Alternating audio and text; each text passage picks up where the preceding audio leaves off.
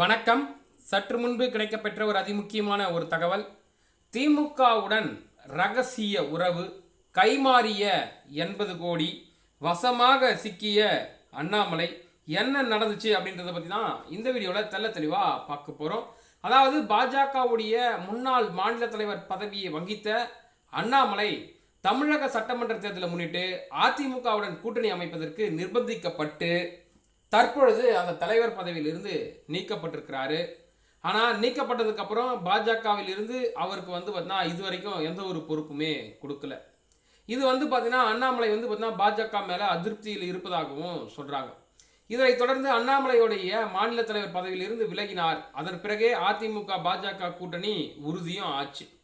இதன் தொடர்ச்சியாக தென் மாவட்டத்தில் குறிப்பிட்ட சமூக மக்களுடைய செல்வாக்கு மிக்க நபராக வலம் வந்த நம்முடைய நாயனர் நாகேந்திரனுக்கு தமிழக மாநில தலைவருடைய பதவி என்பது வாரி கொடுக்கப்பட்டது. இதற்கிடையே பார்த்தீங்கன்னா பாஜகவினுடைய பரம எதிரியாக கருதப்படும் திமுகவுடன் அண்ணாமலை பார்த்தீங்கன்னா மறைமுகமாக ஒரு உறவு வைத்திருப்பதாகவும், இதன் அடிப்படையில் தான் அவர் பார்த்தீங்கன்னா தொண்டாமுத்தூர் அப்படின்ற இடத்துல பார்த்தீங்கன்னா 1 இல்லை 2 இல்லை சுமார் 80 கோடி மதிப்புள்ள சொத்தை சட்டவிரோதமாக பதிவு பண்ணியிருக்கிறாரு. இணையத்தில் செய்தி பார்த்தீங்கன்னா வைரலாக பரவி வருது. இது தொடர்பாக பார்த்தீங்கன்னா சமூக வலைதளங்களில் அண்ணாமலை பார்த்தீங்கன்னா திமுகவுடைய ஆதரவுடன் தான் சொத்து வாங்கி இருக்கிறாரு எனவும், இப்போ புரிகிறதா திமுகவினுடைய கைப்பாவையாக அண்ணாமலை செயல்படுறாரு அப்படின்றதும் வதந்திகளாக பரவி வருகிறது.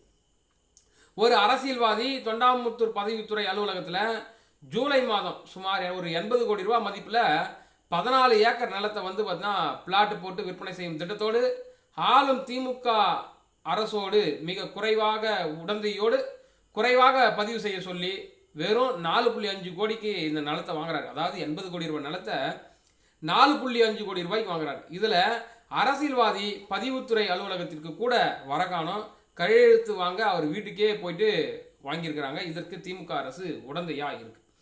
கருப்பு பணத்தெல்லாம் வெள்ளையாக்குற நோக்கத்தில் கச்சிதமாக முடிக்கப்பட்டிருக்கிறது இந்த வேலை.